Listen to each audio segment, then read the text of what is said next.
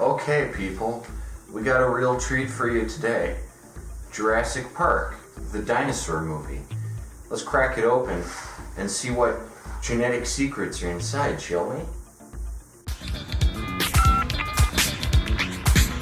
Hello? Popcorn delivery. Put a little weekend in your week. Rent a video. Everyone knows Jurassic Park. If you don't know Jurassic Park, you're lying. This came out in 1993. It was the biggest movie ever. Of course, it's based on a book of the same name by Michael Crichton, or Michael Crichton, or Michael Crichton. I don't know how you say it. Who's also the author behind the Andromeda Strain. Really great author. Definitely check out his books if you haven't. This movie's just the perfect storm. Is this movie the best of the big blockbuster movies? Nah, it's not better than Star Wars, or Back to the Future, or Indiana Jones and the Raiders of the Lost Ark, all of which I really like, and which of course came out before this, but Jurassic Park made a shit ton more money. When you think that Jurassic Park made more money than Star Wars, that just doesn't sound right, but it did, despite not having Harrison Ford, or Carrie Fisher, or Alec Guinness. The only person you'll recognize on here is Jeff Goldblum. Man, does he pack the heat. I can't get enough of the guy. We'll get into him later, though. Now freeze your hand. Don't move, I'm gonna do this. This movie is like one of the biggest, untapped markets on the face of the earth. Kids love dinosaurs. They can't get enough of the shit. You go into a museum and they buy up all the frickin' dinosaur toys and the frickin' dinosaur maps in the gift shop. They don't learn anything, but they're having a good time, and the museum makes a shit ton of money. That's this movie right here. So I really have no idea why there was no big dinosaur movie before Jurassic Park, except the really cheesy caveman movies like Land of Time Forgot, 1 million years BC, where they're juxtaposed with cavemen. What about just having some dinosaurs in a movie in the present day? It sounds like it makes sense, everyone loves dinosaurs, but you can't really identify with cavemen. So bring them into now and have people interacting with them.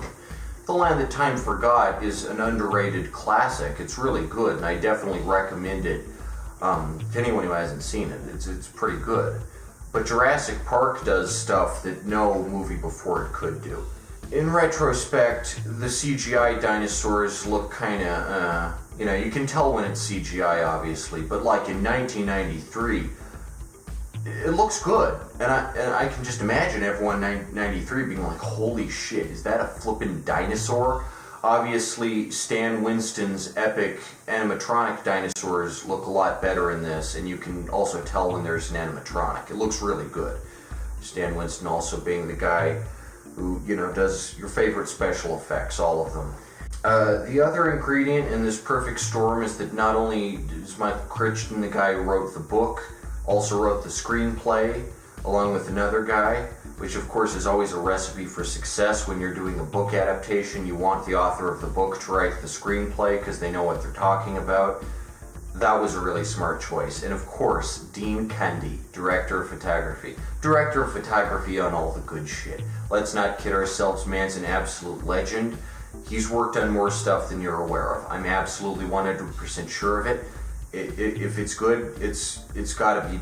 Dean Cundey's name will pop up in there somewhere. Halloween, everything, you name it, he's on it. And so yeah, it's just kind of a perfect storm of a movie. Great crew, not very recognizable cast, but who cares? Jeff Goldblum. Must go faster. And just a fun premise that nobody could avoid. Because everyone knows dinosaurs exist, but up until this point, fundamentalist Christians who deny evolution might have boycotted the movie or something. But by 93, no one was doing that shit. So it was just an absolute dinosaur palooza. Of course, the 90s were just kind of the decade of dinosaurs. Like, everyone was into dinosaurs all of a sudden. As a youngster, I wasn't into dinosaurs. I found them boring because they lived way too long, way too far back for anyone to care about. They exist in deep time. I always cared about the prehistoric mammals, saber-toothed tigers and, woolly mammoths, and the animals that actually coexisted with cavemen. Those type animals are more personal to me. I find it really cool that whales evolved from a land-dwelling mammal. And, I used to be at the flippin' Denver Museum of Science all the flippin' time, just going through the prehistoric exhibit. That was my jam back in the day. I always brushed right past the dinosaur part and went straight on to the mammoths and stuff, because that's where you get into the really cool stuff. Post asteroid impact, you just see all these crazy horse hippo hybrid things that just look like something out of a Dr. Seuss book. It's absolutely wild. I'm getting off topic here. So, like I was saying, the 90s were kind of the decade of dinosaurs. You have the Flintstones movie adaptation, obviously. You have The Land Before Time, which came out in 1988, so preceding this. But, little known fact, it was executive produced by Steven Spielberg and George Lucas. I know, right? Who'd have thought? That weird moment in the late 80s and early 90s when Don Bluth movies were bigger than Disney, and everyone was like, oh yeah, Troll in Central Park. At least someone was competing with Disney. I wish we lived in that timeline where the goddamn Disney Renaissance never happened and they stayed dead back in the 60s with their Technicolor crap where they belong. The Land Before Time is okay. The other big dinosaur thing was We're Back, a Dinosaur Story, which I'm not sure if it was just a fever dream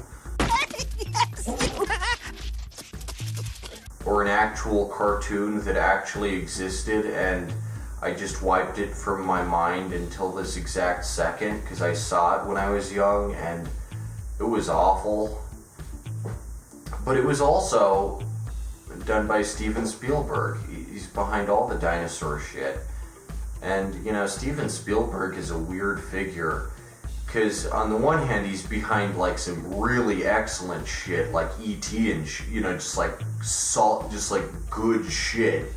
And then he's behind like Animaniacs, and you're like, how'd you go from like E.T. to like Animaniacs? Like, how do you make something like how? I can't believe the same guys behind him. It's just like, what?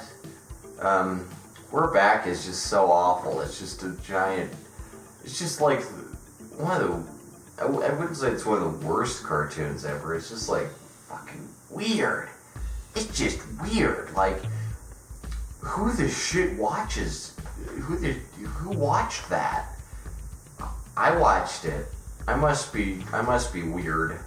But anyway, I looked at the Wikipedia page for it, and it said that they came out the same year. We're Back in Jurassic Park, and Jurassic Park has like some scary scenes in it with actual depictions of dinosaurs being scary, which is how they were, big and scary. And We're Back is presented as the family-friendly alternative. I never knew this shit. I just thought We're Back was made by like some stoner college students who were bored one day, so they made this twisted abomination. But it was actually made by Steven Spielberg. Like, who'd have thought? And now he's behind Ready Player One. Like, what is the guy doing with these last few years of his career? Like, jeez. We're Back has on the poster the tagline, from Steven Spielberg, a brand new adventure that the whole family can enjoy, or something like that. If you don't show your kids Jurassic Park, like, you're a bad parent, man. Just show them it. It's not rated R, it's only rated PG-13, and I guarantee your kids will have fun watching it. Sure, there's a scene where there's a bloody arm, and there's a scene where the kids get chased by dinosaurs.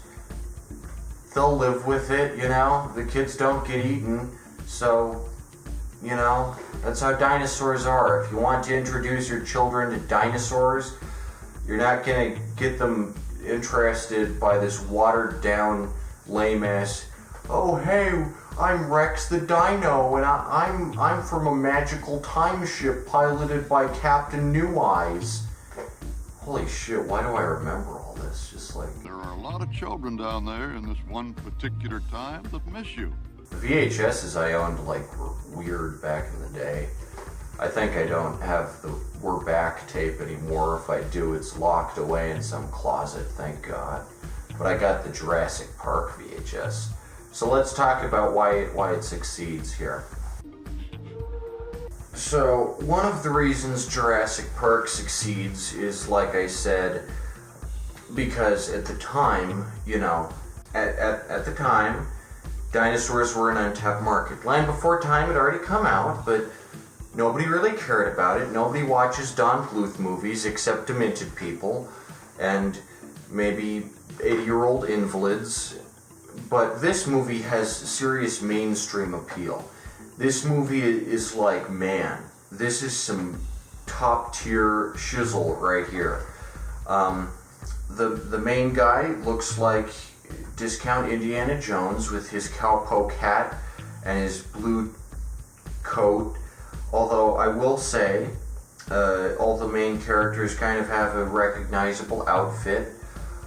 Everything in this movie is instantly recognizable, like just at a glance. That's how iconic and rememberable this movie is. All the outfits, the old guy wears his white coat all the time that you'll instantly know once you see it, even if you've never seen this, which, like, who hasn't seen this? But if you haven't seen it, you'll know every character, because their outfits are just, like, so, like, yeah, that's from that movie right there. But, you know, we got Sam Neill, Laura Dern, Richard Attenborough. We have a really young Samuel L. Jackson. He's really young and he's wearing glasses, so you probably won't recognize him unless you're looking for him, but he's there. It's not like a cameo or anything. He has a main role as one of the scientists, and, you know, it's before Quentin Tarantino made him a laughingstock and ruined his career, so it's very interesting to see. He's playing a nerd-type character instead of a badass, so that's, you know, really cool. But Sam Neill in this is, like, honestly pretty forgettable, but that doesn't matter because Jeff Goldblum is in this and he steals every scene he's in. What a treasure of a man. What a gift of a movie god. And you have the iconic scene where he's sitting back, lying back, reclining, and he, you know, his chest is bare and you can see his chest, and I just find the guy fascinating, you know. He's in Earth Girls Are Easy with Gina Davis. What a fun movie. Watch it if you haven't. You'll be like, what the shit? Why did I know about this? Of course, he was married to Gina Davis for some time. That's why she shows up in The Fly, too, which is an absolute Jeff Goldblum staple. He's in the episode of the Ray Bradbury Theater, The Town Where No One Got Off, which I'd argue is probably the best episode of the Ray Bradbury Theater. Do you have a locker here or something where I could keep my bag? And of course, he's in Independence Day. But that's not just the scene where he's reclined with his shirt off. He plays kind of a hot nerd. He's a nerd, but he's also really hot. He's a bubbling man with, you know, man hormones, and it's just fascinating. Like, the guy is just so good, and he's fun in every scene. Like, obviously, he's meant to be the comedic relief / third wheel, but you don't even notice the main guy, Sam Neill, or whatever his name is. It's just like Jeff Goldblum. I gotta see me some Jeff Goldblum. Who doesn't like Jeff Goldblum? Like, just tell me, you know. But yeah, Jeff Goldblum's awesome in this. Every scene in this is, like, iconic. There's so many memes. There's the Jeff Goldblum laugh remix. There's, you didn't say the magic word. There's, You thought if you should, you didn't think if you could. There's Life Finds the Way. There's, just so many memes. It's a meme explosion up in this ass. Like, I can't even count the number of memes in this. You didn't say the magic word. There's a lot of computer stuff in this, but none of it feels dated. Jurassic Park looks exactly like a natural history museum does today. For some reason, the only thing that hasn't changed in the past 30 years is the aesthetic and layout of a natural history museum. Just really smart shit. Like, I don't think Jurassic Park looks outdated at all. It looks like an average modern theme park, right down to the gift shop and everything. And there's some computer stuff in this, but it doesn't seem outdated at all, even though it's 1993. We're not even talking 1998. We're talking 93, and you already got a gif of the fat guy waving his finger. This movie's got a gif in it. How old are gifs even? I don't even know, but this movie's got a gif. Is it technically a gif? I don't know. But it just shows how ahead of its time this gosh darn movie is. It has no right to be as cool today as it was in 1993. You'll look at something like, Back to the Future, and you're like, oh, this is a product of the 80s, It's a fun movie, but it's a product of the 80s. And you look at Jurassic Park, and you're like, this came out in 1993? How? How's this so old? It has no right to be from 1993. It should be from now, because it's still as fun and epic, and I don't feel like I'm watching a 90s movie. Maybe that's because of the exotic setting. There's really nothing that dates this, All the technology, from the robotic arm, dealing with the dinosaur eggs, to the animatronics, to the, the genetic splicing, it's all serious science fiction technology that does not look dated. All the set pieces are excellent.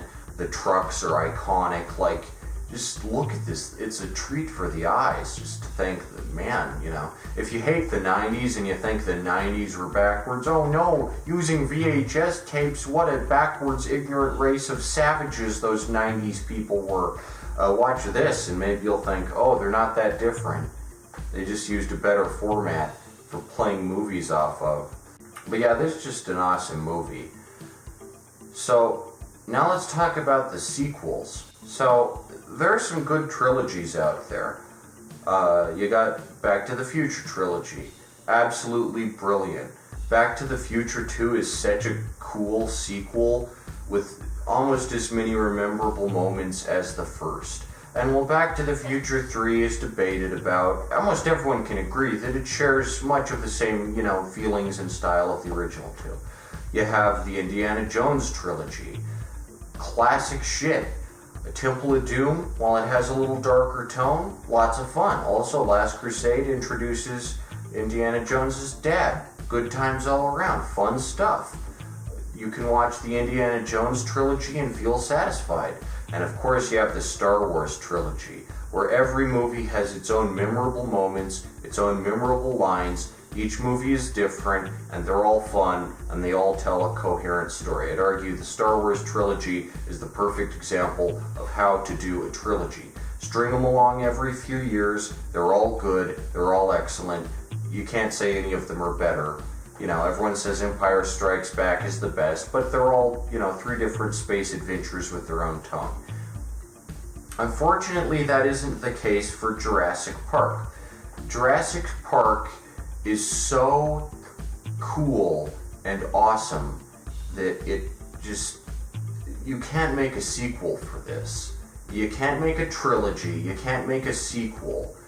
Everything Jurassic Park is as a franchise, everything you remember from this is in the first one.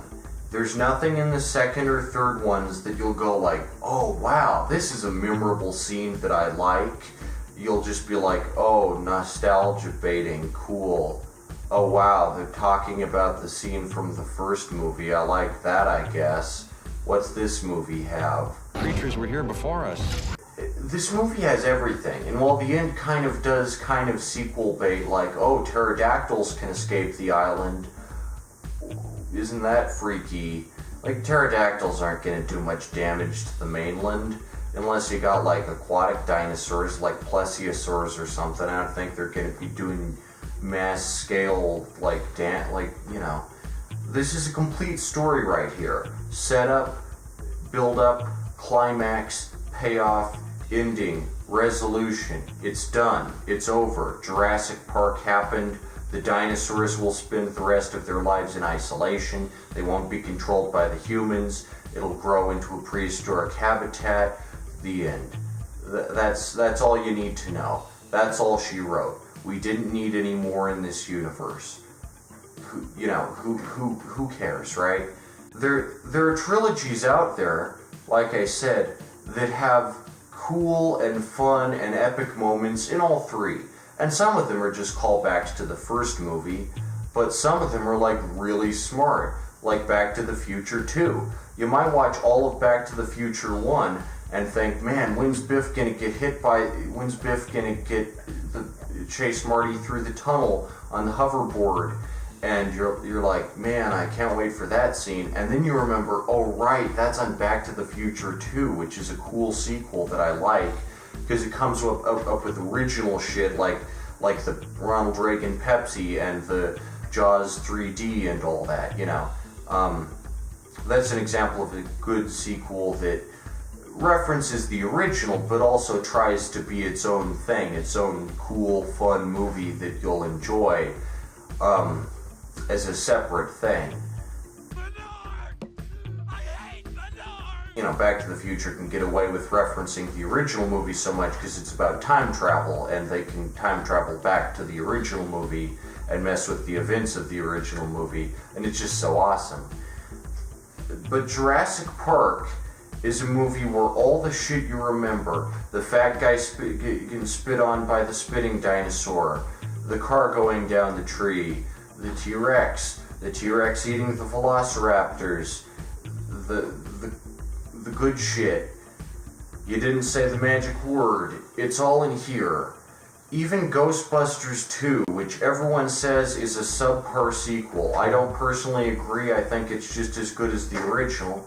But even Ghostbusters 2 has cool shit that, you know, is at least fondly remembered by some. Like the Scolari Bros, or the creepy painting, or the Statue of Liberty getting up and walking around. That tries to, you know, say, oh, it's a new movie with new shit going on. Jurassic Park can't do that because the first movie does everything. It's 2 straight hours of non-stop fun, and after that, what more do you have? You patented it and packaged it and slapped it on a plastic lunchbox. Is there actually someone out there who saw Jurassic Park 3: The Lost World and thought, oh wow, this movie is gonna be so great, and then you watch it and you consider it some kind of underrated masterpiece? Like, if so, I'd like to hear your thoughts on that. Comment down below if you think Jurassic Park 3: The Lost World is as good as Jurassic Park 1. What moments do you remember as fun and entertaining? Like, genuinely, just tell me, like, what? What do the sequels have, like, at all? Who watches them? One of the really cool things about Jurassic Park as a franchise is that prior to it, nobody really cared about velociraptors. They were just kind of a joke. Everyone was big into T-Rex, you know. Everyone was into, man, T-Rex. But this movie says, you know, the T-Rex will ignore you unless you move. Whereas velociraptors, they have, like, human intelligence almost. They got opposable thumbs so they can open doors and shit. And they're really scary in this. That's really cool. Before this movie, nobody cared about velociraptors. That's really an interesting fact. Like, nobody was, like, crazy into velociraptors. This movie kind of introduced them to the world.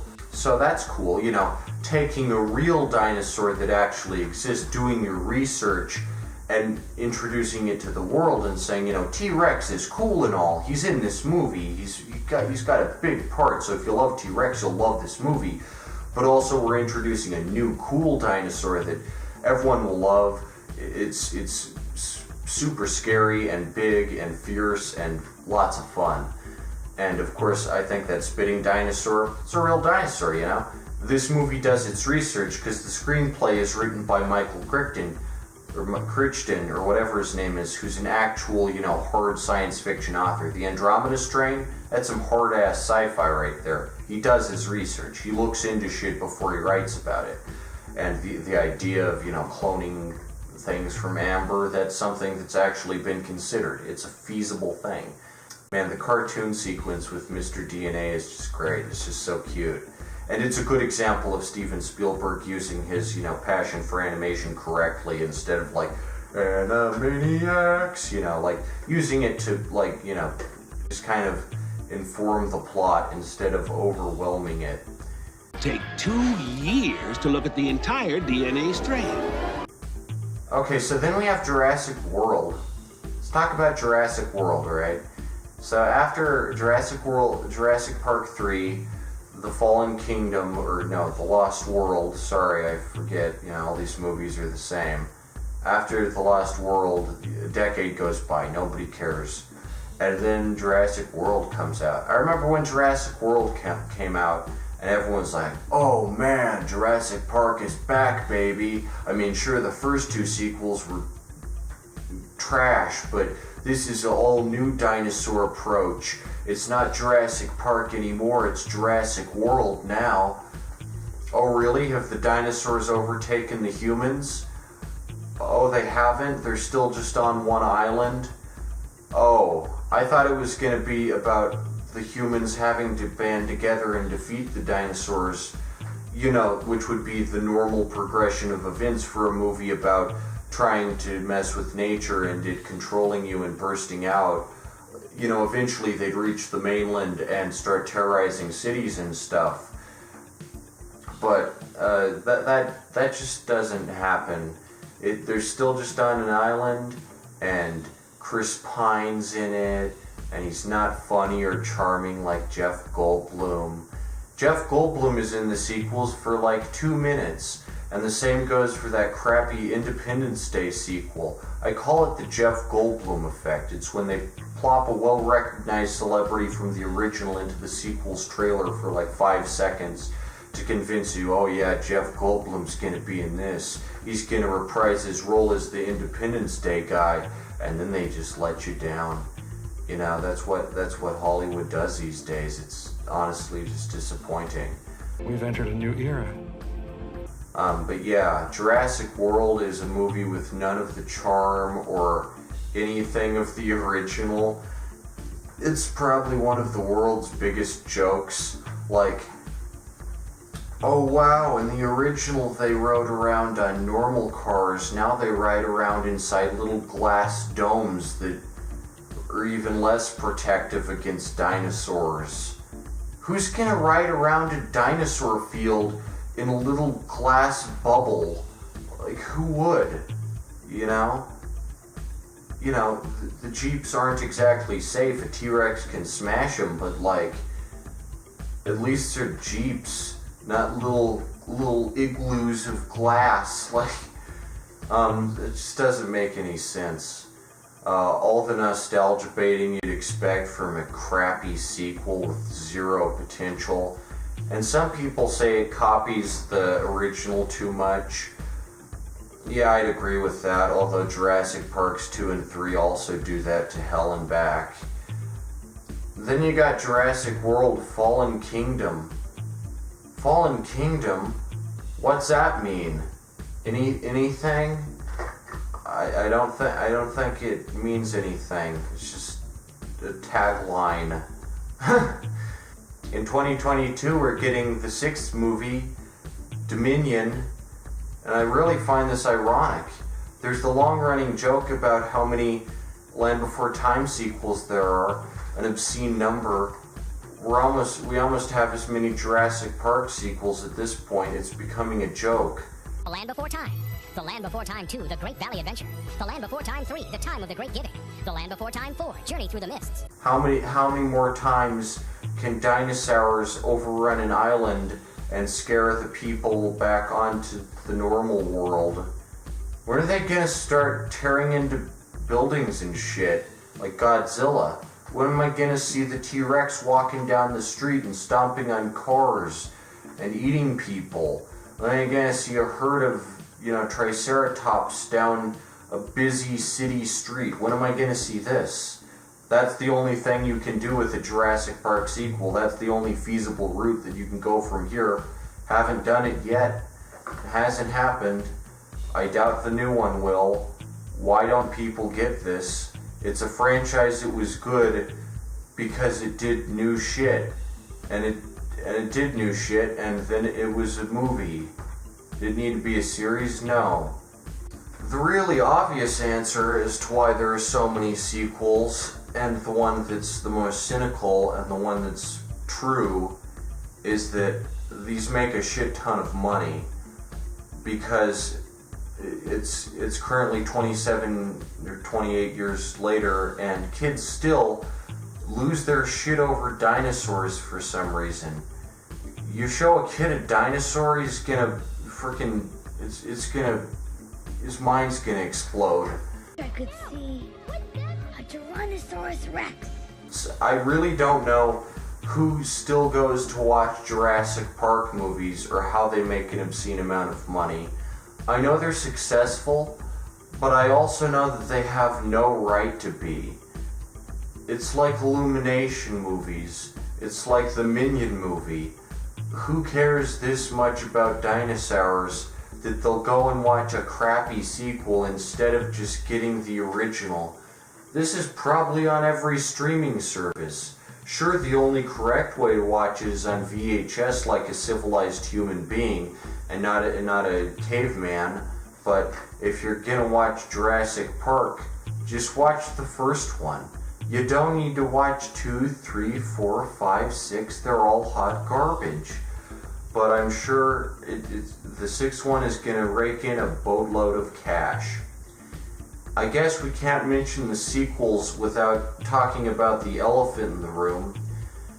Jurassic Park has a really cool ride at Universal Studios where it's like you got a big T-Rex at the end, and it looks so awesome. And you might think, a franchise about the dangers of consumerism and theme parks wouldn't lend itself well to a theme park ride. That's where you're wrong. Jurassic Park is so awesome to make a theme park ride out of. It was built for it. It's a movie about a theme park.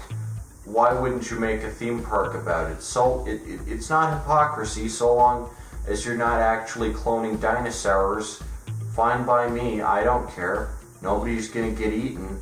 I'd like to go see the Jurassic Park attraction. Surprise, you can't anymore. Now it's the Jurassic World attraction. It's been updated to become the Jurassic World attraction, not the Jurassic Park attraction, because I guess Jurassic Park is too passé. Now you gotta have the Jurassic World attraction. Just a real shame. I don't feel like visiting Universal Studios anymore. If I ever went to Florida, you can bet your ass I wouldn't go to Disneyland. I might think about going to Universal, sure they have the Minion ride, but if they had the Jurassic Park ride, you bet your ass I'd be on that in a heartbeat. But they don't anymore. It's the Jurassic World ride now. One of the first videos I ever watched on YouTube was a claymation fan-made Jurassic Park movie called The Mainland. That was like 2012 or something. I was a YouTube infant. I barely knew how the site worked, but I know for a fact that this claymation movie is like 100 times better than all the sequels. It stays so true to the source material. It's claymation, so it's adorable. Also, I think claymation lends itself really well to dinosaurs. That's how dinosaurs were always done before CGI with Jurassic Park. You had either claymation dinosaurs, which they're always adorable, or you had guys in costumes, which was cheesy, but fun. And or you had stock footage of Gila monsters.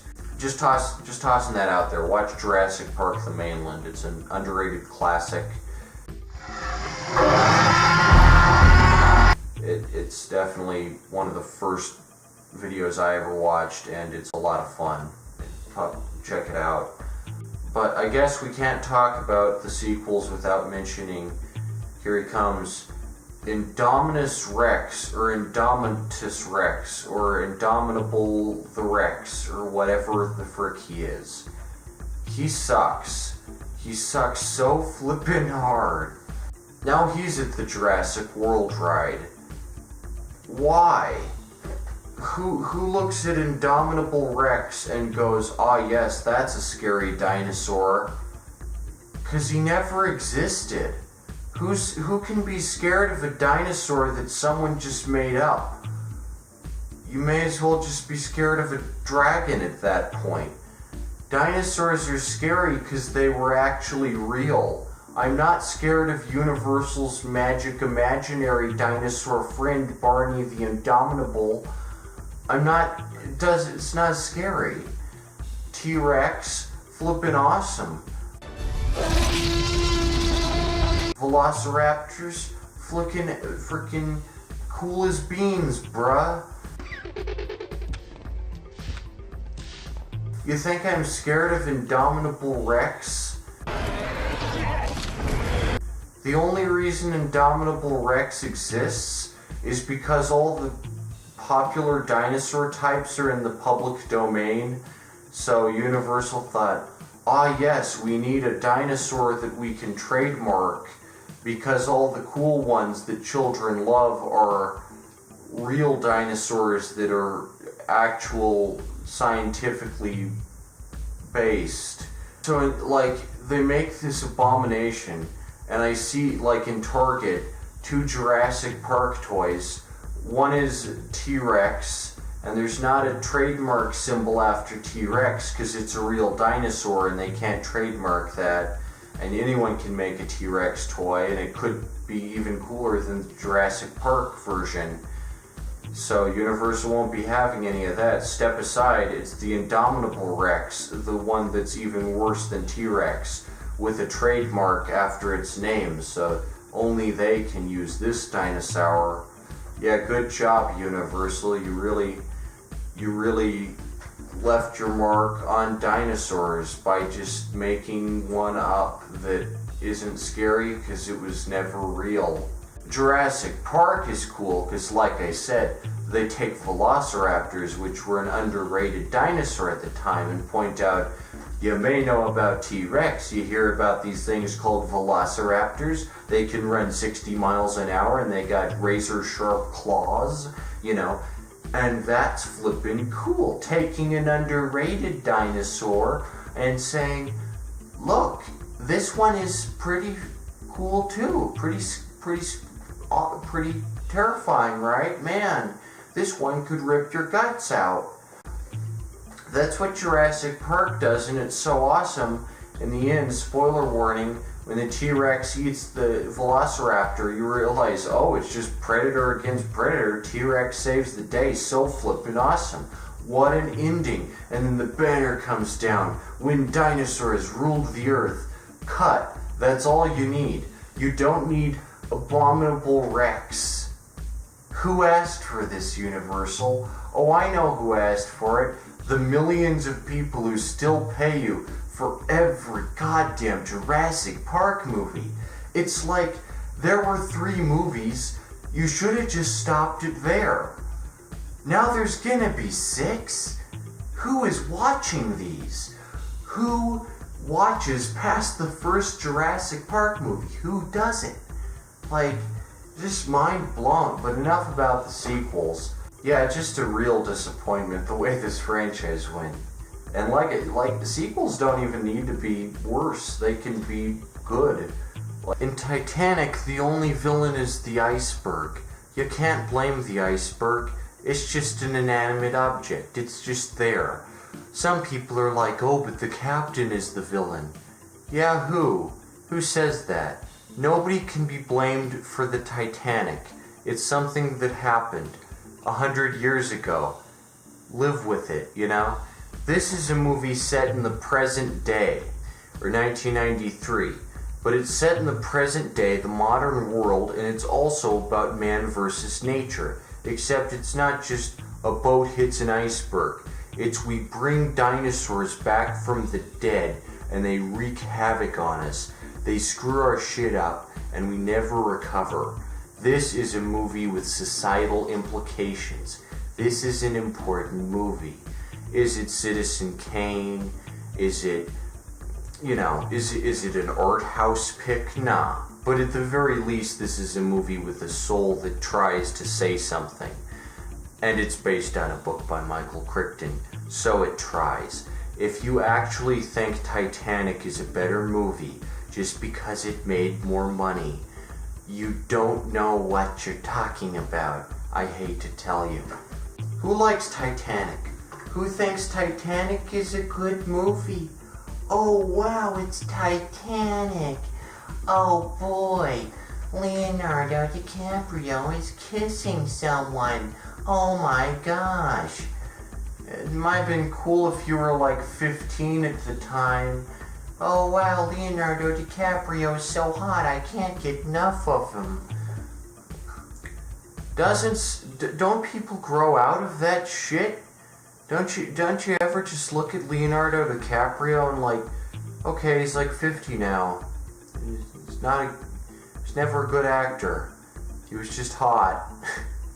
Who thinks Leonardo DiCaprio is like Robert De Niro, or Joe Pesci, or Al Pacino or something? Like, who are these people?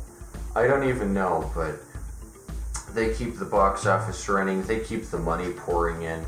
If it weren't for them, Jurassic Park 2 might be a financial failure, and this franchise would have died 20 years ago. But who knows, maybe there'll be a Back to the Future Part 4 soon. Probably better than all the Jurassic Park sequels. That said, what am I going to give Jurassic Park? 5 stars. I can't give it anything else. It's just that great a movie. It's just so good. Come on. We gotta get out of here. Now, right now. Is it is it better than Star Wars or Back to the Future, Indiana Jones? Nah. I mean, I wouldn't even argue it's the best thing that Steven Spielberg or Robert Zemeckis or, that bunch made, but I can see why it's the highest earning. Everyone loves dinosaurs. Star Wars is a little out there. It has some stuff that's a little high concept. So I can see why it didn't make as much cash. But this brought in the money. This brought in the money because everyone loves dinosaurs. Everyone loves them. I never really got it. I'm like I said, I'm a prehistoric mammals type guy myself. I just like mammals more. I can identify with them more. Yeah. But awesome flipping movie. Pop this in. There's a VHS that's digitally recorded, so obviously it's very high quality. Check it out. You won't regret it. And if you'd like to see more reviews like this in the future, then write to Nicholas Acada, 1424 Columbine Street, number 1, Denver, Colorado, 80206. I'll get it taken care of, lickety-split. That's the Nicholas Comics guarantee. And until next time, sayonara, suckers.